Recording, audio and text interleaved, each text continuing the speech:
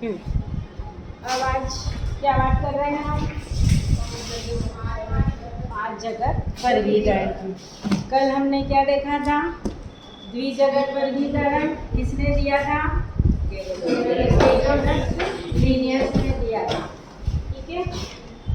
अब संपूर्ण जीव जगत को 2 भागों में बांटा था। उसकी आलोचनाएं देखी हमने। आलोचनाएं या कमियां? बहुकोशी की, एक कोशी की जीव, प्रोकैरियोट्स, यूकैरियोट्स, लाइकेन, वायरस, इनके बारे में ठीक प्रकार से नहीं समझा पाए, या कुछ जीवों को जैसे यूग्लिना, क्लेमाइडोमोनास, इनको पादप जगत, जंतु जगत दोनों में रख दिया। तो ये सारे क्या थे? उसके ड्राबैक थे, दोष थे। अब द्विजगत वर्गीकरण की कमियों को दूर करके आर.एच. विटेकर ने अपना वर्गीकरण प्रस्तुत किया। कौन? 5 जगत वर्गीकरण।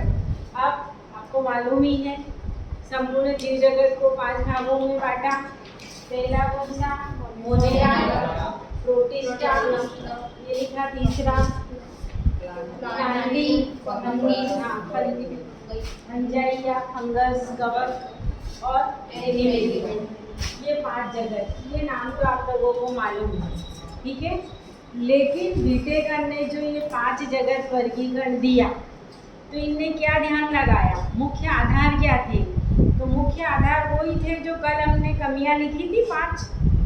उन्हीं कमियों को लेकर इन्हें पहले स्टडी किया, और देखो वही चीज आ रही है। वहाँ पर सबसे पहला पॉइंट क्या था हमारा? कोशिका, एक कोशी की और बहुकोशी की जीवों को साथ साथ रखा गया। तो इनके अध्ययन का सबसे पहला मुख्य आधार ही था। 5 जगत वर्गीकरण में पहला ध्यान इनने यहाँ लगाया कि क्या देखा?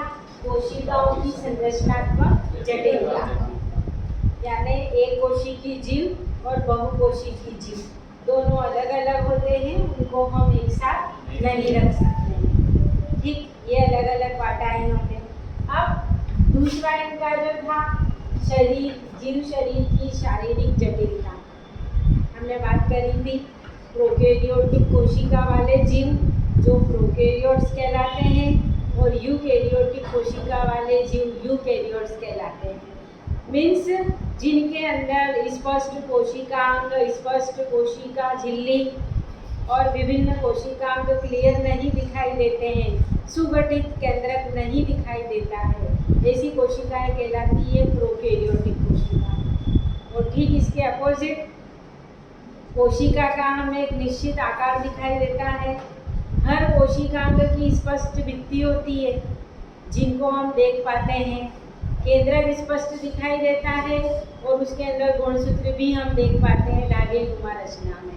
यानी जिनके अंदर कोशिका भित्ति, विभिन्न कोशिकांग, सुगठित केंद्रक दिखाई देता है, स्पष्ट दिखाई देता है, वो होती है कौन?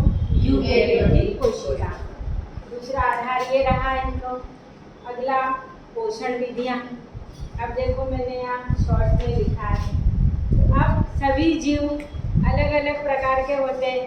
अब जीव है तो उन्हीं के सब शाकाहारी होंगे, मांसाहारी होंगे। अब आप पौधों को देखिए, वो अपना भोजन स्वयं बनाते हैं। अब पौधा है तो कुछ पौधे विषमपोषी भी हैं जो अपना भोजन स्वयं नहीं बनाते। मतलब पौधों की ही यहाँ हमको 2 कैटेगरी मिल रही है, स्वपोषी पौधे, विषमपोषी पौधे। और प्रकृति में जितने भी जीव हैं सभी कैसे होते हैं? विषमपोषी होते हैं, जो अपना भोजन किससे लेते हैं? पौधे से या अन्य जीवों से ग्रहण करते हैं। फिर मृतोपजीवी जो अपना भोजन मृत जीवों से प्राप्त करते हैं। फिर कीटभक्षी पौधों को नाइट्रोजनस पोषण की आवश्यकता होती है, और कीटों के शरीर में सबसे ज़्यादा नाइट्रोजन पाई जाती है। तो वो पौधे क्या करते हैं? कीटों का भक्षण करते हैं, तो वो होता है कीटभक्षी पोषण। फिर कुछ जीव शाकाहारी होते हैं जो उत्पादकों को भोजन के रूप में ग्रहण करते हैं, पौधों को।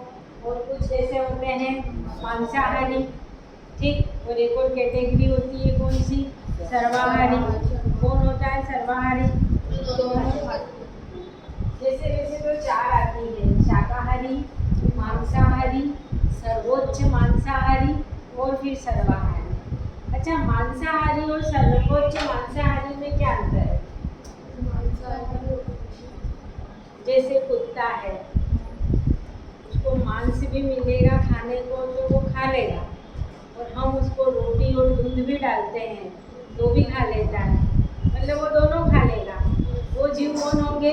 मांसाहारी। लेकिन आप शेर को मांस नहीं मिल रहा तो अपन कह ले रोटी खा ले, अपन आप उसके रोटी रख दो, भले इतना पूरा कमरा भर दो, पिज्ज़ा बर्गर रख दो, दाल बाटी बना के रख दो, खाएगा क्या? वो नहीं खाएगा, और वो खुद अपना शिकार करता है। तो ऐसे जीव जो सिर्फ मांस खाते हैं वो कौन होंगे? सर्वोच्च मांसाहारी। क्लियर है? और प्रकृति के सर्वश्रेष्ठ जीव जो सभी खा लेते हैं वो कौन होते हैं? सर्वाहारी। ठीक है। फिर अगला आधार कौन सा है? जीवन शैली।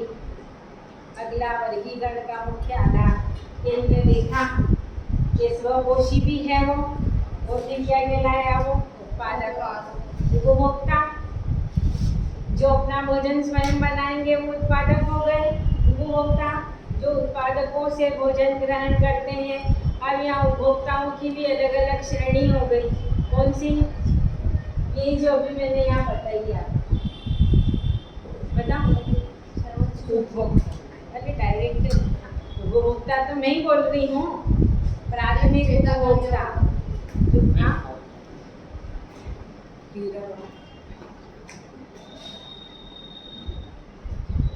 प्राथमिक उपभोक्ता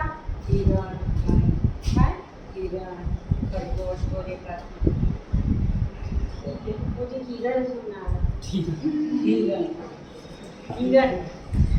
प्राथमिक उपभोक्ता जो शाकाहारी होते हैं, जो सिर्फ शाक ही खाते हैं, ठीक, उसी को हम शाकाहारी कह रहे हैं। फिर कौन हो गए? द्वितीय उपभोक्ता, जिनको हम क्या कह रहे हैं? मांसाहारी कह रहे हैं। फिर आया तृतीय उपभोक्ता, जिनको हम सर्वोच्च मांसाहारी कह रहे हैं। और फिर चतुर्थक, समझ रहे हो? प्राइमरी, सेकेंडरी, टर्शरी और क्वाटरनरी। क्लियर है ये? फिर इसके बाद अपघटक। क्या होते हैं अपघटक? जितने भी सूक्ष्म जीव होते हैं और मृतोपजीवी होते हैं, जीवाणु, माइकोप्लाज्मा, फंगस, ये सब मरे हुए सड़े गले मृत पदार्थों के ऊपर उगते हैं या उत्पन्न होते हैं, और उन मृत शरीर का क्या करते हैं? अपघटन कर देते हैं, जटिल रूप से सरल रूप में। सोचो अपघटन नहीं होगा तो क्या होगा? जानवरों की लाशों के नहीं, मनुष्यों की लाशों के डर नहीं होगी, वो तो जला, हम तो जला देते हैं, बेचारे जानवरों को कौन जलाएगा? तो ये अपघटक क्या करते हैं? चाहे मृत जीव शरीर, पौधों का भी हो सकता है, कितनी सारी पत्तियां गिरती हैं, लेकिन कुछ समय बाद हम देखते हैं वो मिट्टी में मिल जाती है। यानी अपघटकों के द्वारा जटिल रूप का सरल रूप में क्या होता है? अपघटन किया जाता है। ठीक है। इसके बाद अगला क्या था आधार? जीवों का जाति वृत्ति संबंध। कल हमने समझाया था जाति वृत्ति यानी जहाँ से विकास हुआ, शुरू हुआ और अंतिम तक कहाँ तक विकास हुआ है, आखिरी वाला जीव। तो इसकी जो स्टडी यानी किसी जीव का विकास किन किन जीवों से लेकर हुआ है वो कहलाता है उसका जाति वृत्ति संबंध। ठीक, ये अगला रहा। अब सर्वप्रथम जो जीव उत्पन्न हुआ था वो कैसा था? अकोशिकी, यानी कोई कोशिका थी नहीं, प्रोकैरियोट्स था वो। क्योंकि जैसे मैंने कोशिका बनाई, ये देखो ये कोशिका बनाई, और ये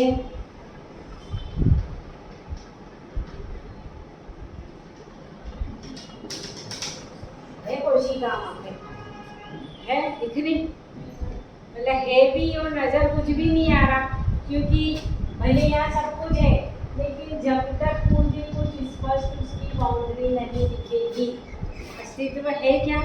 लेकिन है ऐसे जीव, पहले थे, आज भी हैं, तो जिनकी स्पष्ट झिल्ली नहीं पाई जाती है, अंदर कोई कोशिकांग नहीं है, तो ऐसे जीव प्रोकैरियोट्स कहलाए। और जीवन की उत्पत्ति जब भी हुई थी तो पहले प्रोकैरियोट्स ही बने थे, और सबसे पहला अकोशिकीय जीव जो पृथ्वी पर उत्पन्न हुआ था वो कौन सा था? प्रोटोजोआ।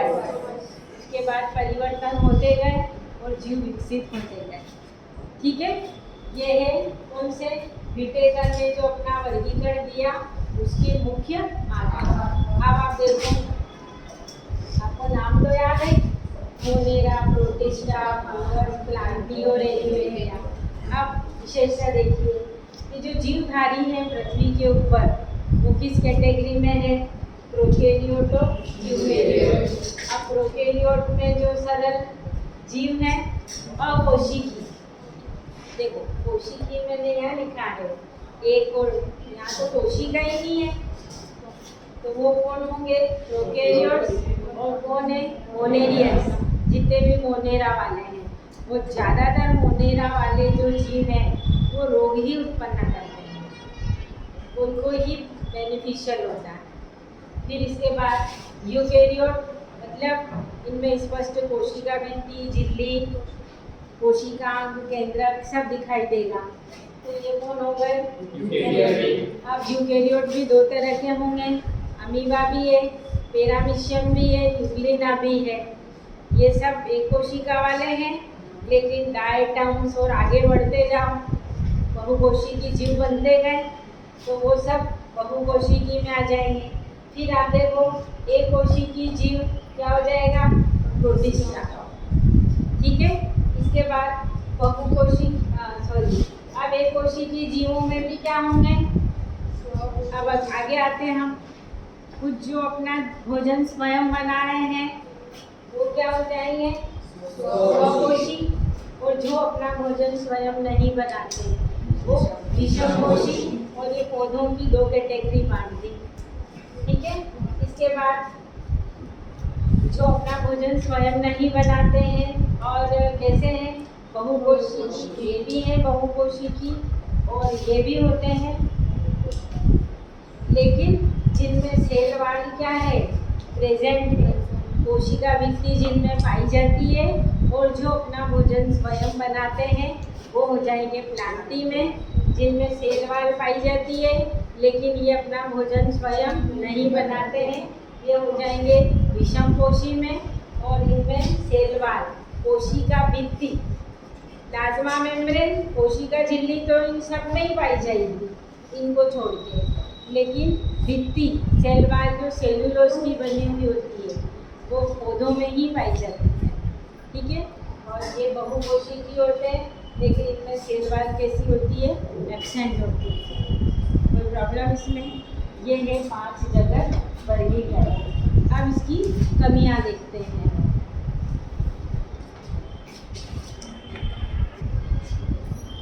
अब देखो, अब 5 जगत वर्गीकरण देखा हमने। अब जैसे द्विजगत के हमने गुण और दोष लिखे थे, ऐसे ही 5 जगत वर्गीकरण की भी आलोचनाएं हुई है। ठीक है, तो इसके लाभ क्या थे, गुण क्या थे और इसमें क्या कमियां रह गई है तो भी, लेकिन ज़्यादातर ये अच्छे से समझा पाया, लेकिन कुछ दोष है तो देखते हैं। अब पहले इधर आ जाओ, 5 जगत वर्गीकरण के लाभ क्या हुए?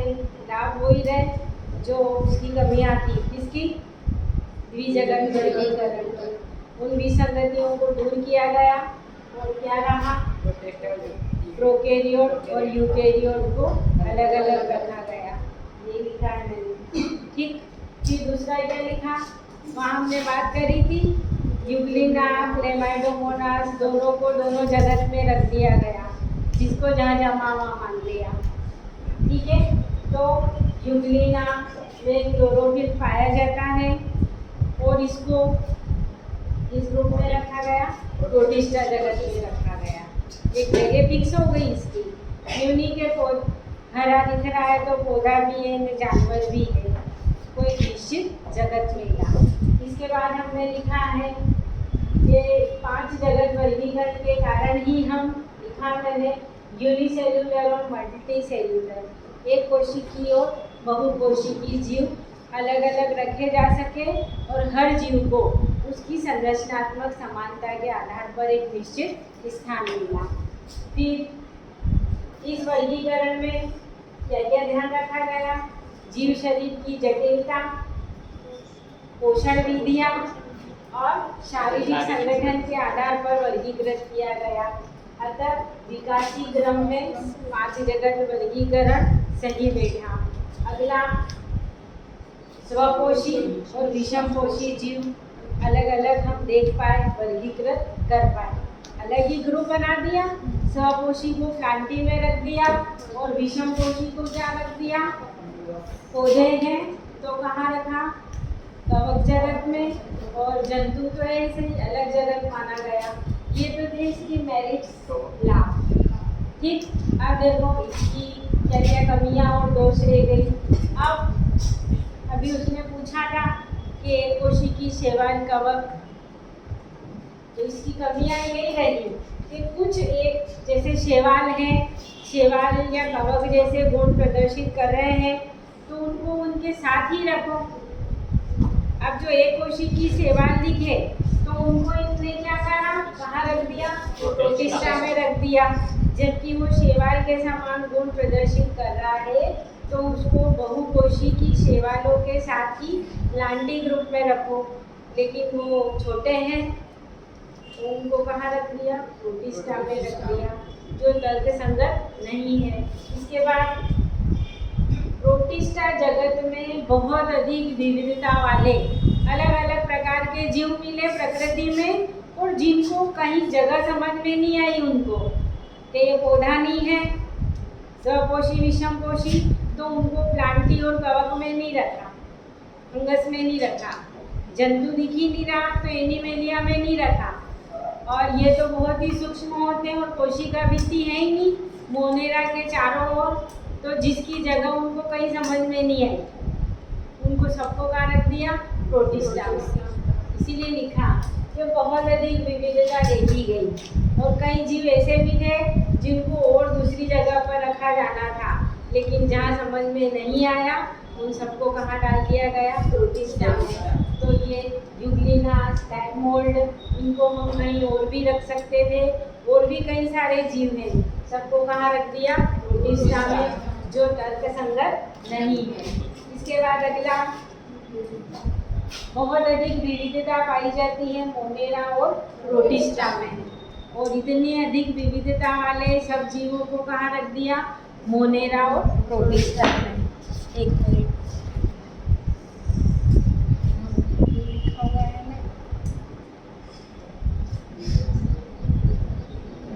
अब क्या विविधता है? प्रकाश संश्लेषी जीव, अप्रकाश संश्लेषी जीव सभी तरह के देखे गए। स्लाइम मोल्ड ये लिखा हुआ है। तो बहुत अधिक विविधता के कारण वे क्लियर ही नहीं कर पाए कि कुछ जीवों को तो मोनेरा में रख दिया और कुछ को कहाँ रख दिया? प्रोटिस्टा में रख दिया। फिर आगे लिखा मैंने, मोनेरा को छोड़कर बाकी जितने भी हैं, कौन? प्रोटिस्टा, फंगस, प्लांटी, एनिमेलिया, सभी का विकास अलग अलग प्रकार से हुआ है।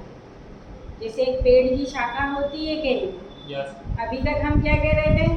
ऐसे विकास चला और होता गया एक ही शाखा से।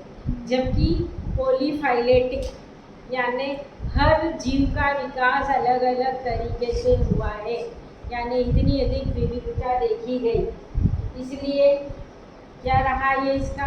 कमियां, दोष। और इनने एक ही क्रम माना था यहाँ पर कि अपनी फाइलोजेनी की बात करी थी हमने, जाति वृत्ति विकास।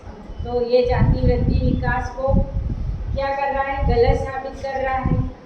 ठीक, इसके बाद अगला कि इस जगत कौन सा पढ़ रहे हैं हम? 5 जगत वर्गीकरण वायरस के बारे में ठीक प्रकार से नहीं बता पाया कि इसको कहाँ रखें। यानी आज भी वायरस, आज भी नहीं मतलब इस जगत की बात कर रहे हैं, ये वायरस को उचित स्थान 5 जगत वर्गीकरण के द्वारा भी नहीं मिला, कहाँ रखा जाए। तो ये था आज हमारा 5 जगत वर्गीकरण, इसके गुण और दोष। ठीक है।